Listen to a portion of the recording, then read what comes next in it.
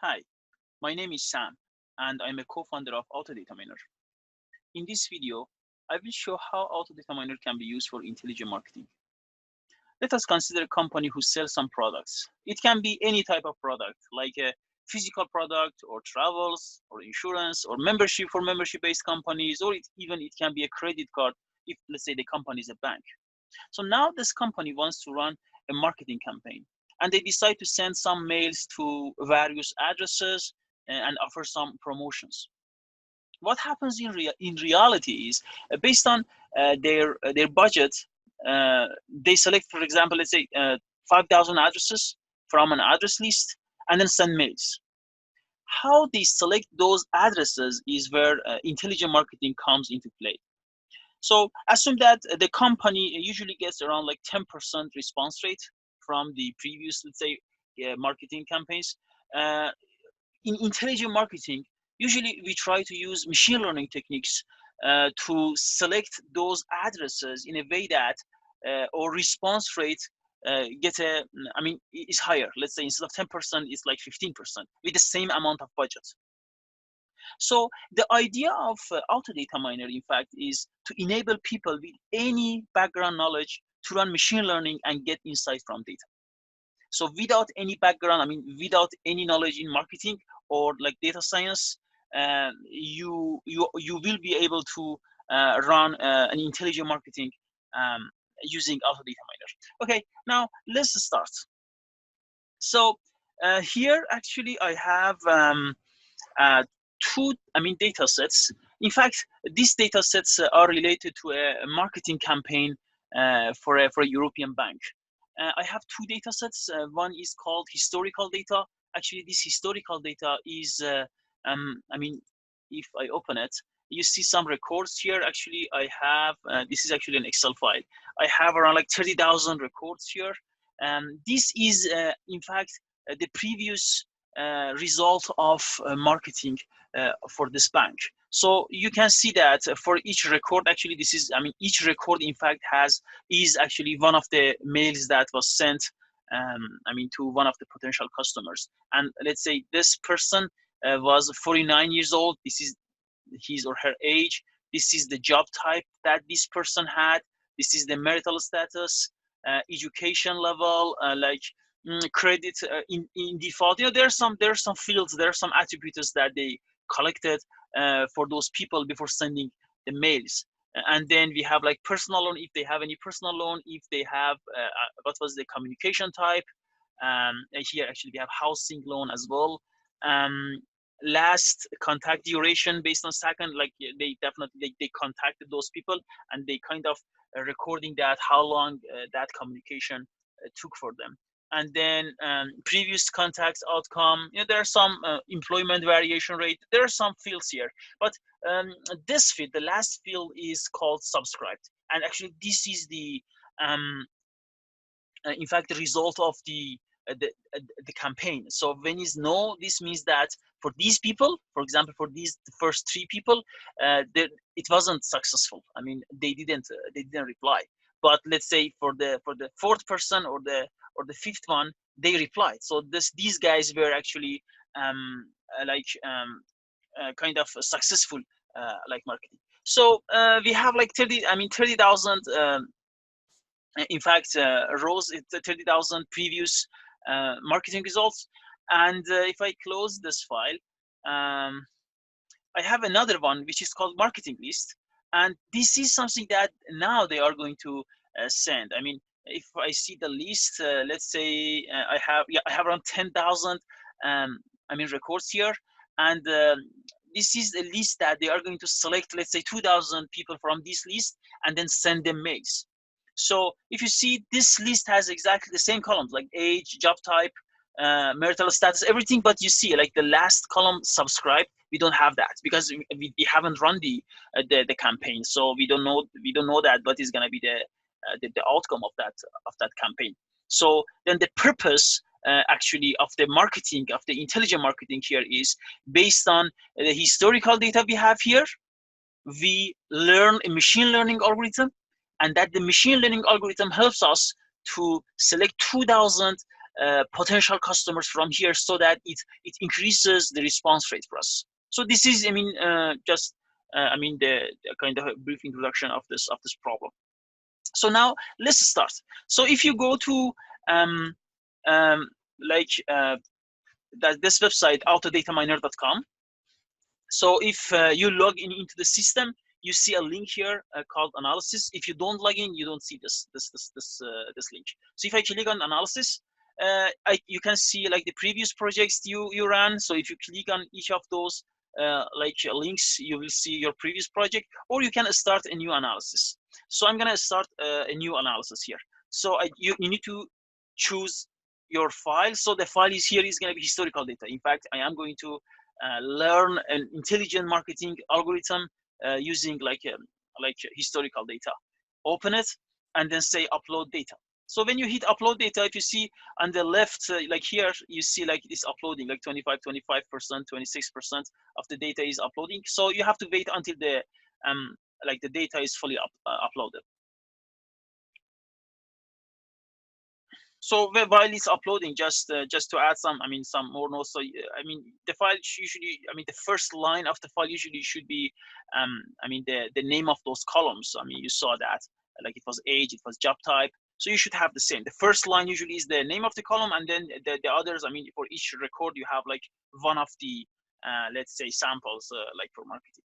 So after uploading the file, you see a page here. So it asks you to select a name for analysis. I would call it let's say intelligent marketing, Intel marketing, I would say demo.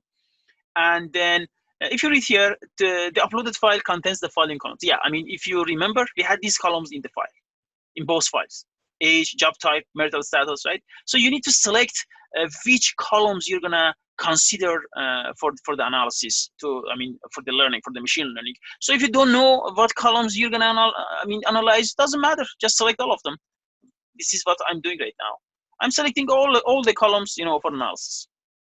And then, would you like to select a target column? A target column is a column that you would like to see the impact of other columns on it, and you would like to predict its values using other columns. If you don't have it, leave it empty. But if you remember, we have a target column. The target column is subscribed, yes or no. We are going to predict if we run that campaign, if we select, for example, that specific person, is that person is that person gonna respond, yes or no? So then we have a target column which is subscribed. So I just select, here is the list of all columns again. I'm selecting this guy, subscribe, as my target column, and then start analysis. That's it.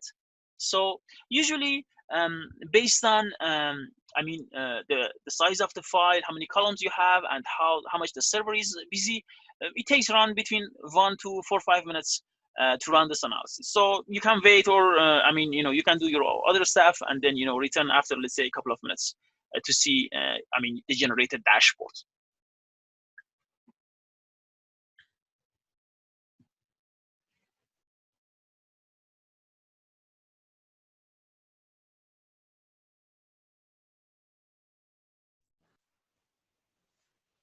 Okay, it takes around like 3 to 4 minutes for me to get my dashboard ready. So this is my dashboard. You can see that like we have like 1, 2, 3, 4, 5, 6 actually tabs in this dashboard, like summary statistics, dependency analysis, cluster analysis, anomaly analysis, impact analysis, and prediction analysis. So quite different machine learning techniques applied to the uploaded file. So not only you can, for example, run your intelligent marketing, like let's say you're gonna give the new list to the system now, and then this list is gonna give you generate like a list that you need to target that list, and in this way it maximizes the response rate. But this is not just the purpose. In fact, this system helps you to get a very deep understanding about your data as well. So let's start for the first tab. So the first tab is simply summary statistics. So again, these are the columns that you already selected: age, job type, everything. And then you see, for example, the type of the column is numeric or it is categorical, And then, for example, how many missing values you have. For example, for age, you didn't have any missing value here. How many unique values you had, like this is the mean value of age, this is the median value, this is the standard deviation, minimum, maximum, most frequent, least frequent. You have, you have lots of data about lots of information, in fact, you can get from your data. And then this one actually is very interesting, distribution plot. So let's say, okay, what is the distribution, what is the age distribution in my data, in my previous campaigns data? If I click on show plot, you see this one, very interactive, plot. So here you have age, here you have count. You see, like, lots of people are actually, like, you have some people in range like 18 years of age, and then most of them are getting around like 32 years, and then even we have people, for example, who are like 95 years old. So in this way, actually, you get a distribution of your age. For example, another one is like job type. So when, the column is categorical, usually you don't have mean value or minimum value or median value, right? So that's why it is said not applicable. But for example, you have most frequent or least frequent. So if I just show you the plot of this, so this one, if you see the job type, yeah, like around like 4,800 people are technicians, like around 7,500 of them are admin people, retired, some of them with services. You can see, the distribution of different variables, different columns in your data using this tool. So I don't want to go, for all of those, but another one, this is actually very interesting field, because actually we are going to target, we are actually focusing on this, right? Subscribed. And if I open it, so you see the majority of them, didn't respond to the previous marketings. So if you see, for example, we have around 3,000 yes, and the rest no. So I would say around 10%. If you remember, it was 30,000 records in the historical data. I can show you actually. If you remember, this was the historical data. If I open it, you had around 30,000 records, right? So in 30,000 records, if you see yes, no here, actually this yes, no are here now in this visualization. So you have around like 27,000 no and 3,000 yes. I would say then your response rate is around 10%. So AutoDataMiner and any machine learning technique tries to increase that rate, with the same number of mails that you're sending. So this was the summary statistics. Another one is like dependency analysis. Very interesting stuff. For example, dependency between age and job type, age and marital status, age and education level. So, and if, for example, the dependency is weak, strong, positive, negative, you can get all those information using this dashboard. And very interesting part is this one, the interaction plot. So for example, if I just like show the dependency between age and job type, if I click on that, so you see, for example, the technicians, this is their age. Like, for example, this line is actually the median. So I would say the median age for technicians is around like 37, 38 years of age. So for example, retired people, apparently, they're older. So here, for example, students are younger. So you can see, all those like interaction that happening between these two columns or variables, in other words. So again, because my objective is mostly focusing on subscribe, so I would say age and subscribe, and I would like to see what is the interaction between these guys. So you see, yes, no, it's not very different. So for yes, we have, the median value is around 37, you can see it here. And for no, the median is around like 38.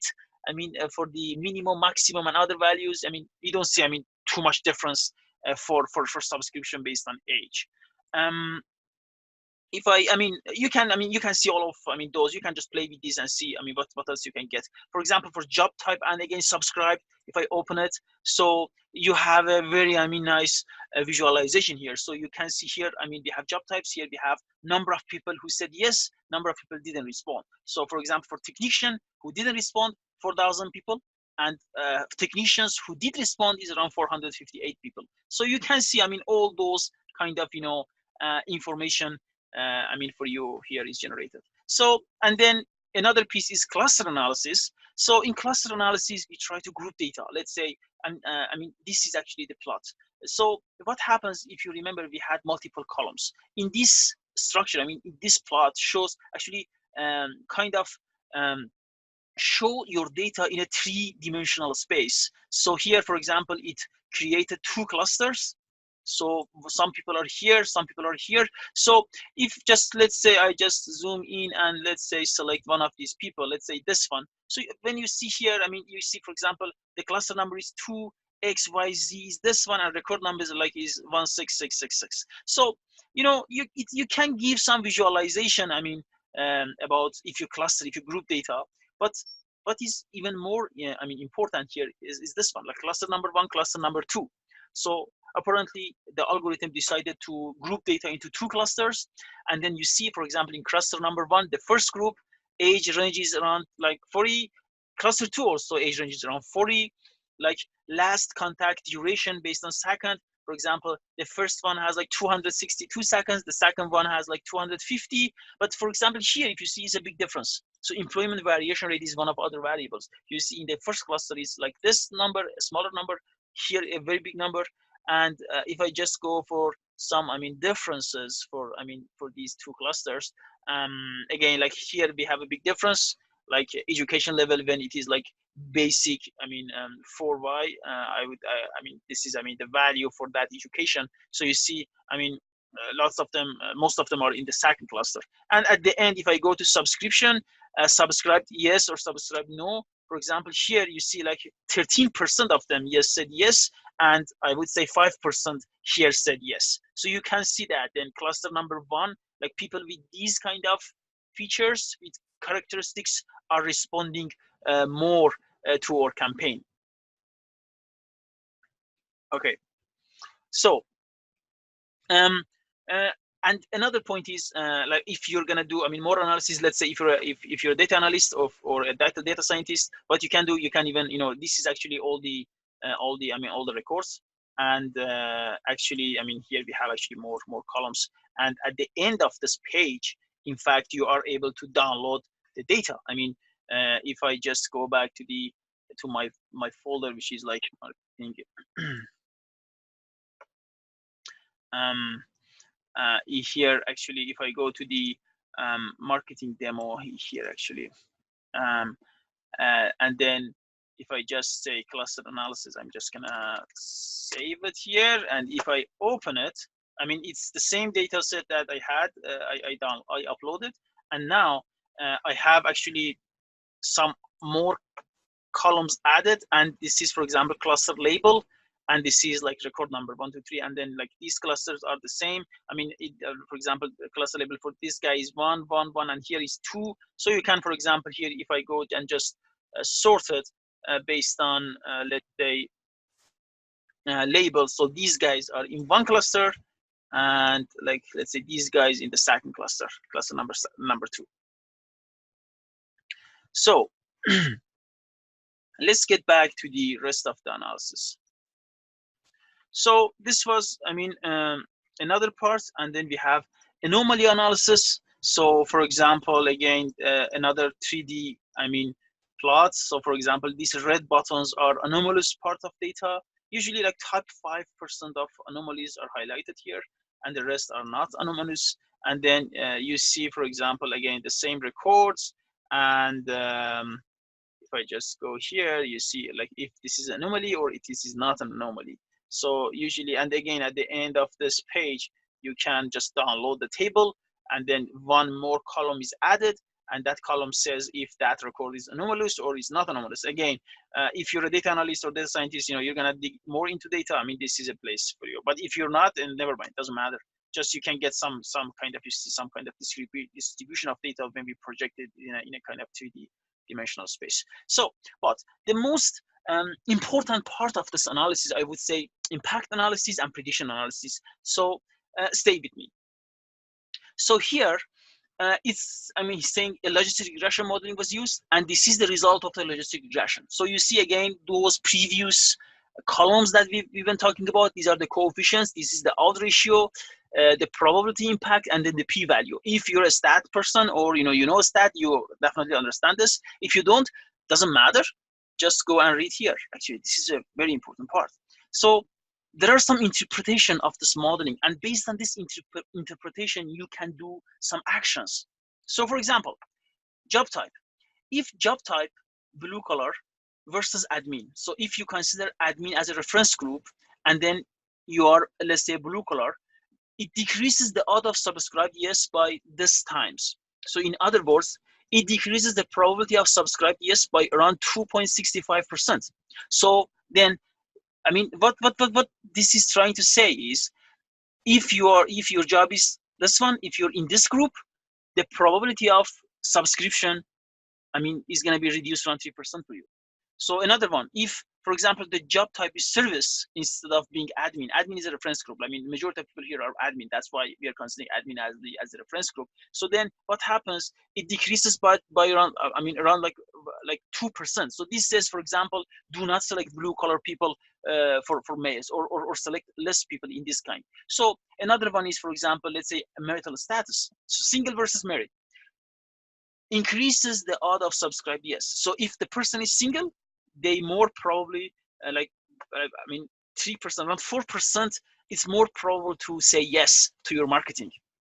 I mean, there are a whole bunch of data here, and I mean, in this way, actually, you can go to your data set, and based on that, you can, select your people. But now let's go to the last part, which is generating actually the new list for you. So prediction analysis. Again, there are some kind of, performance like criteria is shown here. For example, this is our C curve. So I mean, again, I'm not gonna go into detail. This is like precision recall curve, and this is actually I mean, the variables that have the most impact when they are trying to predict who's going to respond. For example, you see a last contact duration seconds has the highest significance when we are predicting, who's going to respond. The second one is this one. The third one, age, is the third one, and let's say credit default it has the lowest impact.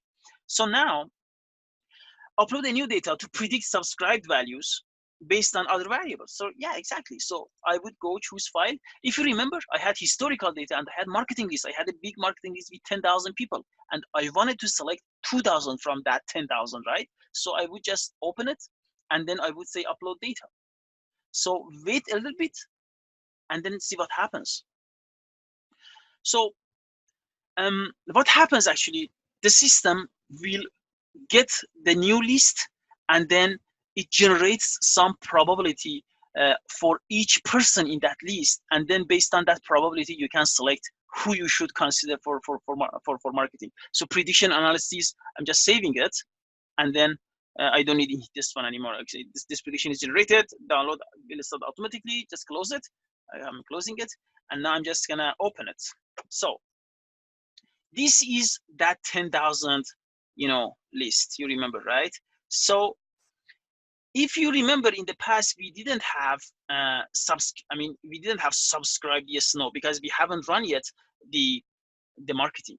So you see here, for this person, the predicted subscription is no, I mean, for this person again. And there are some two very important piece of information as well, which is probability of no is 100%, and yes is 0. So actually the machine learning technique says there is no way that you can send mail to this person and this person is going to buy. I mean, this person is going to subscribe. There is no way. I mean, no chance here.